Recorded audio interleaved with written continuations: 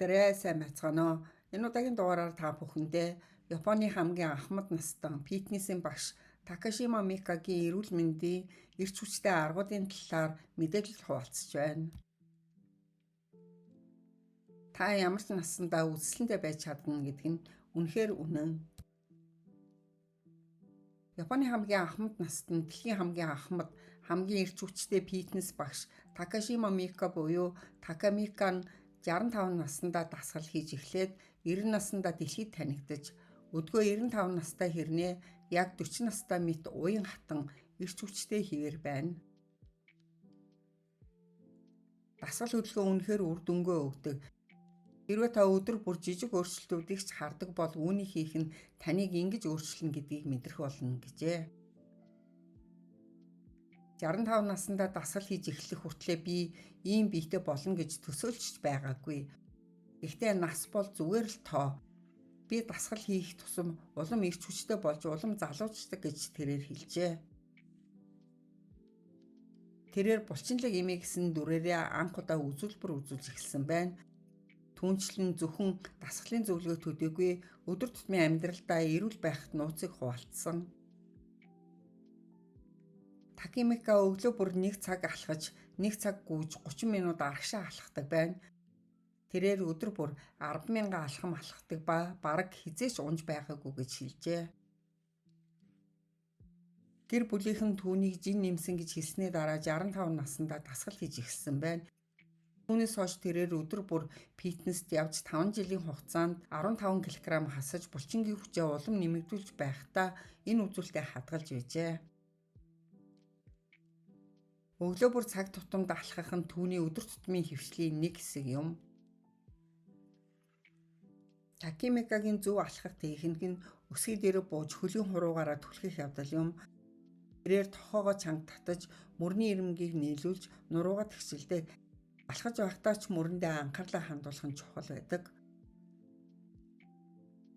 Бэлтгэл хийхдээ дараах 3 зүйлд анхаарлаа хандуулах нь чухал юм. Түүний зөвлөж буй дасгалын төрөл нь нэгдүгürt нь хүндийн төвөө бэхжүүлэх хөлийн хуруун дээр зогсох дасгал.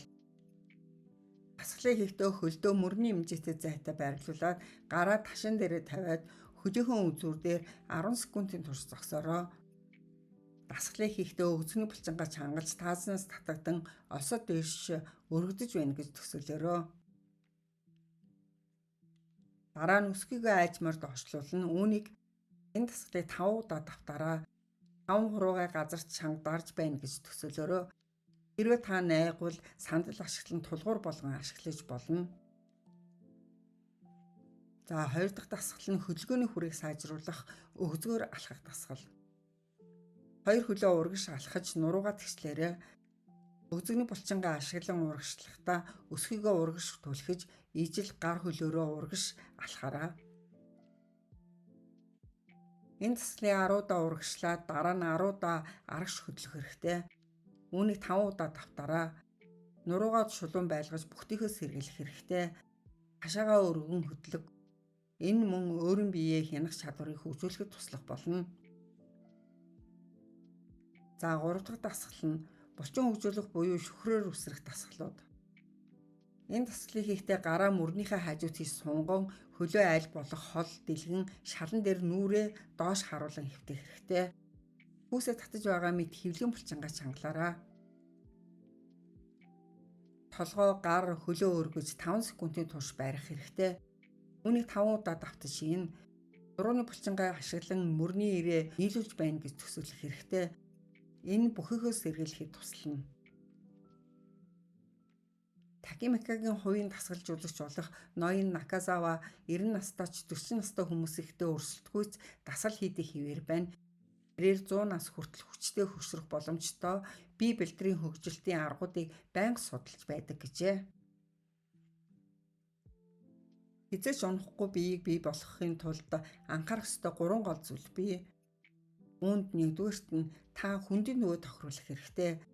Нас ахих тусам таны хүндийн төв урагшаа шилжих хандлагатай байдаг бөгөөд энэ нь уналтын үндсэн шалтгаан болдог.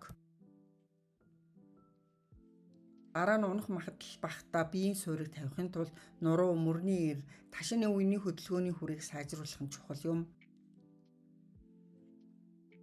Түүнчлэн унахаас сэргийлдэг булчингуудыг бий болгох шаардлагатай. Эдгээр нь нуруу гол хэсэг, хөлний булчингууд бөгөөд бид тэдгээрийг такимекагийн булчингууд гэж нэрлэдэг. Такимекагийн зөвлөснөөр дээрх 3 дасгалыг өдөр бүр боломжтой үедээ хийгээрэй. Өдөр бүр бага зэрэг сайжирсан ч гэсэн миллиметрээр ч гэсэн энэ гайхалтай үр дүнг авчрах болно.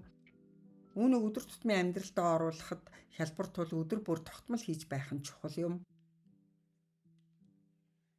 За мөн түүнчлэн Такашима Микагийн зөвлөсөн нэгдүгээрт нь хувцас өлгөхдөө ч хүндийн төвөө бэхжүүлэх дасгал. Угаалган сагсыг биеийнхээ урд байрлуулж суулт хийж байхдаа 2 гараараа хувцас аваарай. Хувцас өлгөхдөө тэнцвэрээ хадгалахын зэрэгцээ нэг хөлөө өргөөрөө. Нэг хөлөө өргөхдөө 90 градусын өнцөг үүсгэхийг хичээх хэрэгтэй. Энэ таны гол булчинг бэхжүүлэхийн зэрэгцээ хөлний булчинг бэхжүүлэхэд туслана. Хоёрдугаарт нь усанд орохдоо хөдөлгөөний хүрээг сайжруулах дасгал. Үүнийг хийхин тулд 2 хөлөө урагш сунгаж суугаарай. 2 гараараа нэг хөлөө чээж рүүгээ татаж хөлийнхөө дээд хэсгийг сунгах хэрэгтэй. Хөлөө урагш түлхээрэй. Үүнийг хийхдээ өсгийгээ түлхэж хөлийн хуруунуудаа дээш харуулan байлгах хэрэгтэй. Энэ дасгалыг хөл тус бүрээр 10 удаа давтах хэрэгтэй. Эцэст нь хуруунуудаа хөлийнхөө хурууны хооронд оруулж шагаагаа эргүүлж хөлийн хуруунуудаа урагш хоош хазаалгаж сумгаараа. Энэ хүчтэй тогтвортой шагаа үүсгэх болно. За 3 дугаарт нь сууж байхдаа ч булчингаа хөгжүүлж чадна. Үүнд 1-дүгээрт нь сандал дээр хөнгөн суугаад гараа сандал дээр хөнгөн тавина. 2-дугаарт нь 2 өвдгөөр нийлүүлэн өвдөглөж хэвлийн булчингаа ажиллуулж 2 хөлөө өргөөрөө. 3-дугаарт нь 2 хөлөө айжмаар доошлуулаарай. Энэ дасгалыг 5-аас 10 удаа давтах хэрэгтэй. Дасгалыг хийхдээ нуруугаа аргаш бүхэхгүй байгаа хэсгийг шалгаарай. Хэрвээ өвдгөө өргөхөд ашигладаг булчин сулруул хөлөө өргөхөд хэцүү болж бүдрэх магадлал өндөр болно. Хөлийнхөө хурууг дэвсэх нь үр дүнтэй байдаг. За 4-дүгээрт нь та жорлонч дасгал хийж болно. Гараа биеийнхээ урд атгаад өгзөгч нь жорлонгийн суултурд хүрэхээс өмнө зогсоод энэ байрлалыг 10 секундын турш бариарай. Жорлонд орох болгондоо үүнийг хийх нь мэдгэцүүж өр нөлөө үзүүлэх болно. Энэ хөлийн булчинг бэхжүүлэх гайхалтай дасгал юм. Такашима Мика нь хөл болон гол булчинг бэхжүүлэхийн тулд суулт хийх дасгал, нурууг бэхжүүлэх зөв галбиртаа болгох дасгал, чээж гараа бэхжүүлэх залбирлын дасгал, хэвлийн булчинг бэхжүүлэхийн тулд өвдөг сунгах дасгал зэргийг ертөнц суугаар заасан байдаг. Эцээ хүртэл ирч хүчтэй эрүүл байхын тулд үнэхээр үр дүнтэй эрүүл мэндийн аргууд бол үзэсгэлэнтэй хүмүүсийн цаг хугацааны явцад хичээнгүйлэн бий болгосон аргууд байх ёстой. Анхаарал сонсон та бүхэндээ баярлалаа.